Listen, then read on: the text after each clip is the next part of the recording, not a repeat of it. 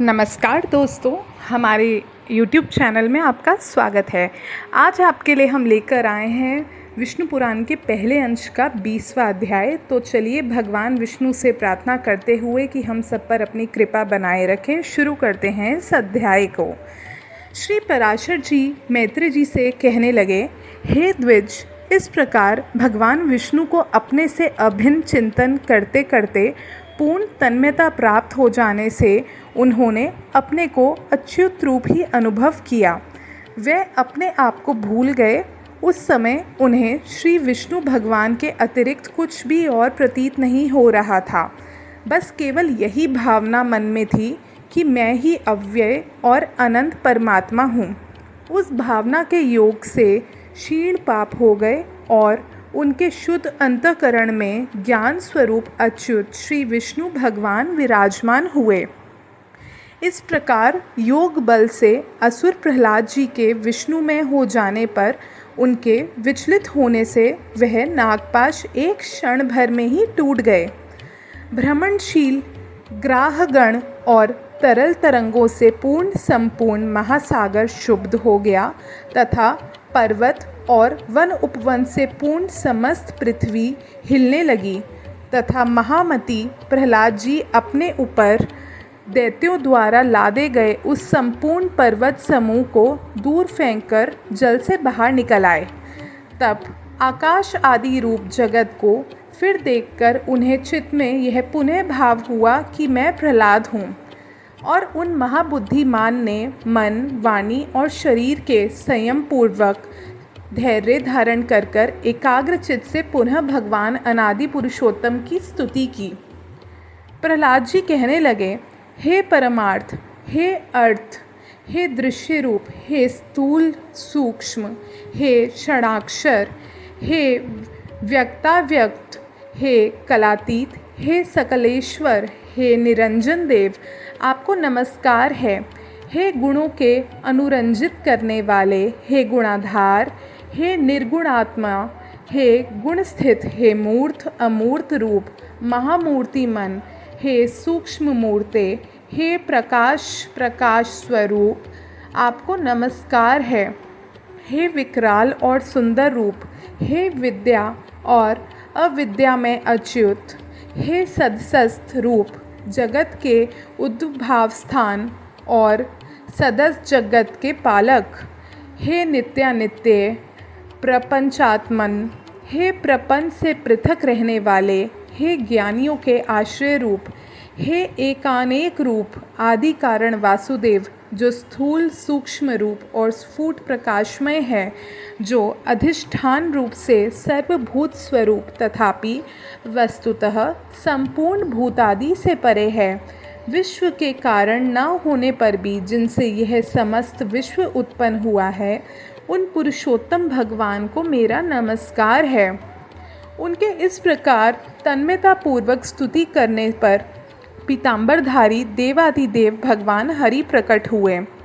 उन्हें सहसा प्रकट हुए देख वे खड़े हो गए और गदगद वीणा से श्री विष्णु भगवान को नमस्कार है, विष्णु भगवान को नमस्कार है, ऐसा बारंबार कहने लगे। प्रहलाद जी बोले, हे शरणागत दुखहारी श्री केशव देव, प्रसन्न होइए। हे अच्युत, अपने पुण्य दर्शनों से मुझे फिर भी पवित्र कीजिए। जिस पर श्री भगवान कहने लगे, हे प्रहलाद, मैं तेरी अन्य भक्ति से अति प्रसन्न हूँ, तुझे जिस वर की इच्छा हो मांग ले। प्रहलाद जी कहने लगे, सहस्त्र योनियों में से मैं जिस में भी जाऊँ उसी उसी में हे अच्युत आप में मेरी सर्वदा अक्षुण्ण भक्ति रहे। अविवेकी पुरुषों की विषयों में जैसी अविचल प्रीति होती है, वैसे ही आपका स्मरण करते हुए मेरे हृदय से कभी भी दूर ना हो।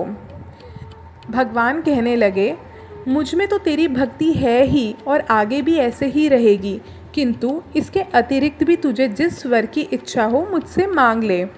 जिस पर प्रहलाद जी बोले, हे देव, आपकी स्तुति में प्रवृत्त होने से मेरे पिता चित्त में मेरे प्रति जो द्वेष हुआ है, उन्हें उससे जो पाप लगा है वह नष्ट हो जाए।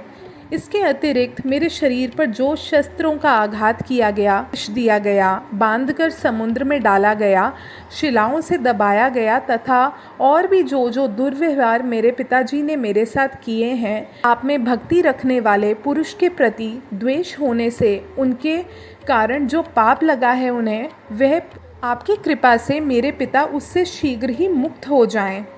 श्री भगवान बोले, हे प्रहलाद, मेरी कृपा से तुम्हारी ये सब इच्छाएं पूरी होंगी। हे असुर कुमार, मैं तुमको एक वर और भी देता हूँ, तुम्हें जो इच्छा हो मांग लो। प्रहलाद जी बोले, हे भगवान, मैं तो आपके इस वर से ही कृतकृत्य हो गया कि आपकी कृपा से आप में मेरी निरंतर अविचल भक्ति रहेगी। संपूर्ण जगत के कारण रूप आप में जिनकी निश्चल भक्ति है, मुक्ति भी उसकी मुट्ठी में ही रहती है। फिर धर्म, अर्थ, काम से तो क्या ही लेना। श्री भगवान बोले, हे प्रहलाद, मेरी भक्ति से युक्त तेरा चित्त जैसा निश्चल है, उसके कारण तू मेरी कृपा से परम निर्वाण प्रद प्राप्त करेगा। श्री पराशर जी बोले, हे मैत्रेय, ऐसा कह भगवान उनके देखते देखते अंतर ध्यान हो गए और उन्होंने फिर आकर अपने पिता के चरणों की वंदना की।